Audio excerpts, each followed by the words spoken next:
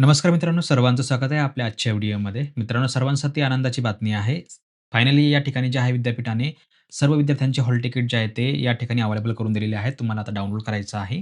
तर बघा मित्रांनो, या ठिकाणी तुम्ही हॉल तिकीट जे आहे तुमचे 2 प्रकारे डाउनलोड करू शकता. तर त्यात पहिला प्रकार कोणासाठी आहे आणि दुसरा प्रकार कोणासाठी आहे? नवीन विद्यार्थ्यांनी कशाप्रकारे डाउनलोड करायचं आणि जुन्या विद्यार्थ्यांनी कशाप्रकारे डाउनलोड करायचं? ही संपूर्ण माहिती मित्रांनो तुम्हाला मी आता ह्या व्हिडिओमध्ये सांगणार आहे. ठीक आहे.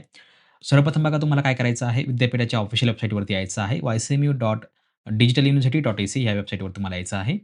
या ठिकाणी आल्यावर बघा मित्रांनो तुम्हाला जे आहे, हॉल तिकीट नावाचा एक टॅब बघायला मिळेल किंवा तुम्ही डायरेक्ट Googleवरती जे आहे मित्रांनो, तुम्ही या ठिकाणी जे आहे सर्च करू शकता. तर तुम्हाला या ठिकाणी काय सर्च करायचं आहे, YCMU हॉल तिकीट असं जर तुम्ही सर्च केलं मित्रांनो या ठिकाणी, तर तुम्हाला बघा या ठिकाणी 1 नंबरला ऑप्शन मिळेल YCMU हॉल तिकीट. ठीक आहे. अशा प्रकारची वेबसाईट तुमच्यासमोर ओपन होईल. आणि तुम्ही ज्यावेळेस हॉल तिकीटवरती क्लिक करता, तर या ठिकाणी मेनू बारवर देखील मित्रांनो तुमच्यासमोर जे आहे, सेम वेबसाईट या ठिकाणी तुम्हाला जे आहे ओपन झालेली तुम्हाला या ठिकाणी जी आहे ती दिसणार आहे. ठीक आहे.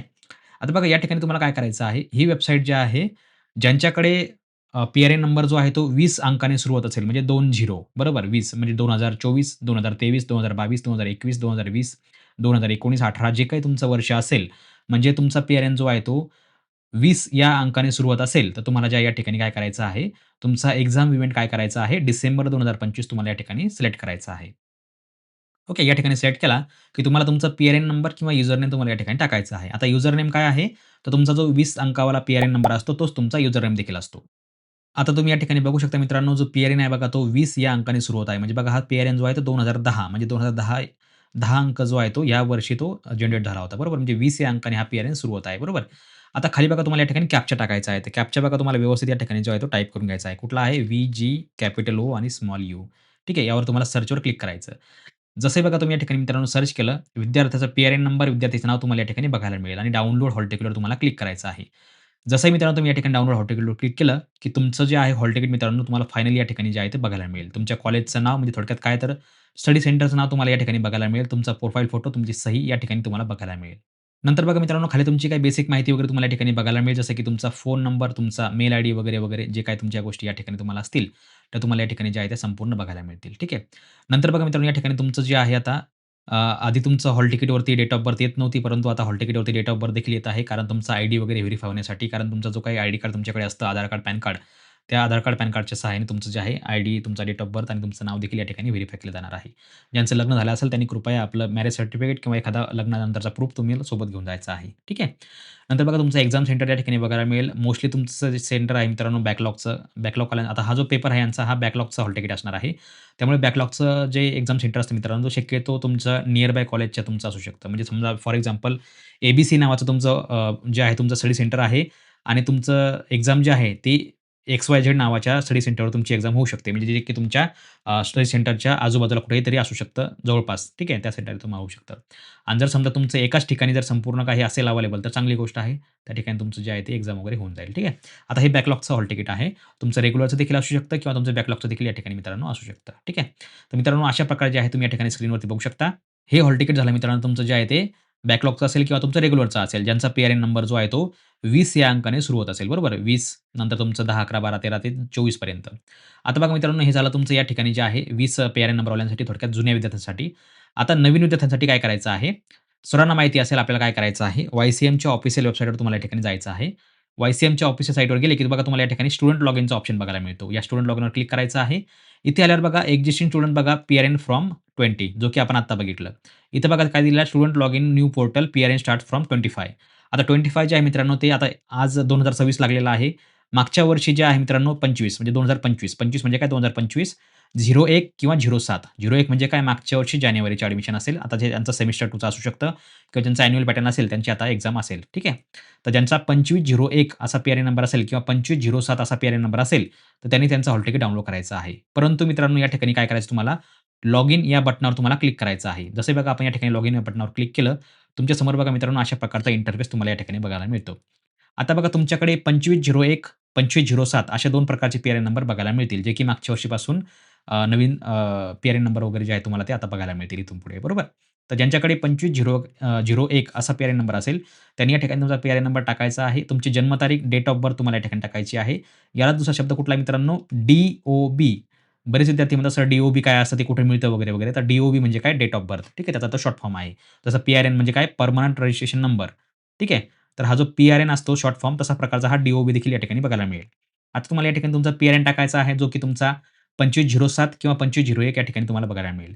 आता बघा मित्रांनो, या ठिकाणी अजून एक समस्या अशी आहे, की ज्यांनी आता रिसेंटली 2507 ज्यांच्याकडे पी-आर-एन नंबर आलेला असेल, अशा विद्यार्थ्यांनी जर समजा बी-ए, जुनं बी-कॉम डायरेक्ट सेकंड इयर किंवा तुमचं या ठिकाणी ज्या ॲन्युअल पॅटर्न असेल बी-लिप, एम-लिप किंवा तुमचा डिप्लोमा असेल एखादा किंवा सर्टिफिकेट प्रोग्राम असेल, तर कृपया आपलं हॉल तिकीट येणार नाही. आपलं हॉल तिकीट जे आहे ते पुढच्या टर्मला म्हणजे थोडक्यात काय तर तुमचं ते एप्रिल किंवा मे महिन्यामध्ये तुमचं ते जनरेट होईल. ठीक आहे. ज्यांचा ॲन्युअल पॅटर्न असेल त्यांचा. बरोबर. आता ज्यांचा सेमिस्टर पॅटर्न आहे जसं की बी-कॉमची नवीन बॅच आहे. यावर्षी पहिलीच बॅच आहे बी-कॉमची. तर त्यांचं देखील मित्रांनो या ठिकाणी जे आहे ते हॉल तिकीट तुमचं जनरेट झालेलं आहे सेमिस्टर 1 साठी. बरोबर. तर ज्यांनी जुलैमध्ये ॲडमिशन घेतलं असेल, त्यांचं सेमिस्टर 1चं हॉल तिकीट आलेलं आहे. त्यांनी डाउनलोड करून घ्यायचं आहे. ज्यांचा ॲन्युअल पॅटर्न असेल आणि ज्यांचं ॲडमिशन 2507 म्हणजे थोडक्यात जुलै-ऑगस्टचं असेल, त्यांनी कृपया आपलं हॉल तिकीट जे आहे ते एप्रिल मेमध्ये अवेलेबल होईल. बरोबर. नंतर बघा आता अजून महत्त्वाची सूचना आहे. ज्या विद्यार्थ्यांनी 2501 म्हणजे जानेवारी 25ला ज्यांनी ॲडमिशन घेतलं होतं, त्यांचा ॲन्युअल पॅटर्न असेल किंवा सेमिस्टर पॅटर्न असेल. त्यांचा सेमिस्टर 1 तर ऑलरेडी मेमध्ये झालेला आहे मागच्या वर्षी. आता त्यांचं या डिसेंबरला म्हणजे अर्थात या जानेवारीमध्ये ज्यांचं जे आहे सेमिस्टर 2 होईल किंवा ज्यांचं ॲन्युअल पॅटर्न असेल, त्यांचा बी-एचा फर्स्ट इयरची एक्झाम होईल, बी-कॉमची फर्स्ट इयरची एक्झाम होईल. कारण त्यांची किंवा तुमचा डिप्लोमा असेल किंवा तुमचं सर्टिफिकेट असेल, तुमची देखील मित्रांनो या ठिकाणी जी आहे ती एक्झाम होणार आहे. ठीक आहे. ॲन्युअल पॅटर्नवाल्यांची ज्यांचा पी-आर-एन नंबर 2501 असा असेल. बरोबर.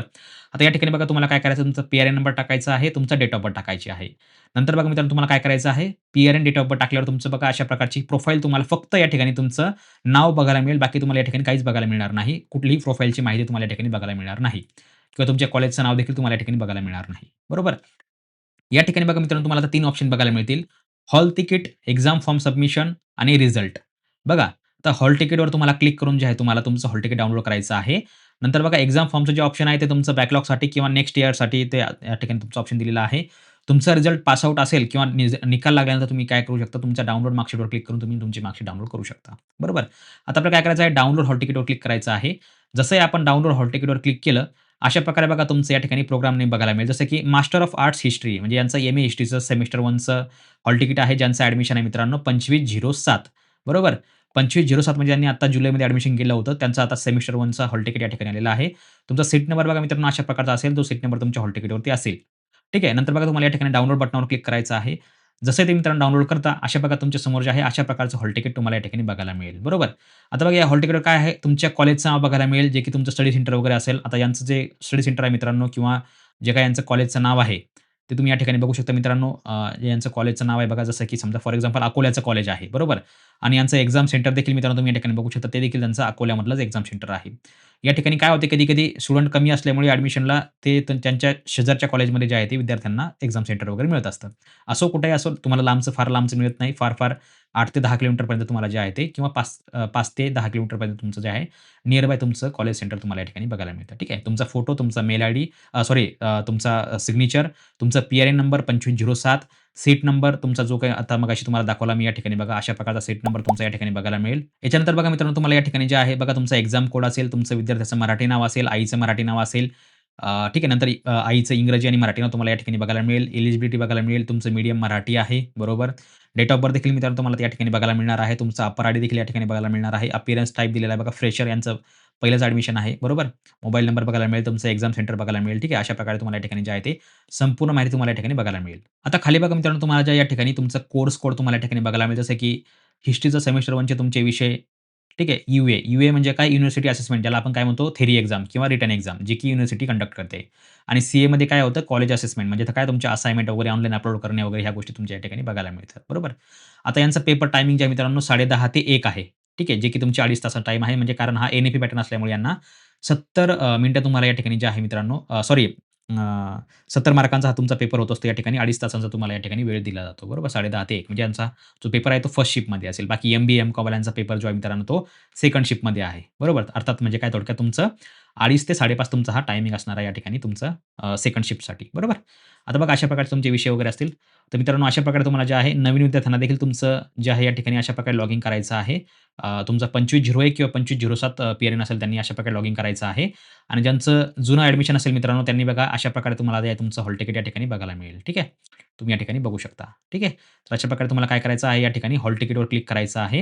या ठिकाणी बघा तुमचा एक्झाम इव्हेंट तुम्हाला काय करायचा आहे डिसेंबर 25. तर जे जुने विद्यार्थी असतील ज्यांचा पी-आर-एन नंबर 20 पासून सुरू होत असेल त्यांना फक्त या ठिकाणी काय करायचं आहे एक्झाम इव्हेंट बाय डिफॉल्ट मे, जून 26 असणार आहे. परंतु तुम्हाला या ठिकाणी काय करायचं आहे एक्झाम इव्हेंट डिसेंबर 25 करायचा आहे.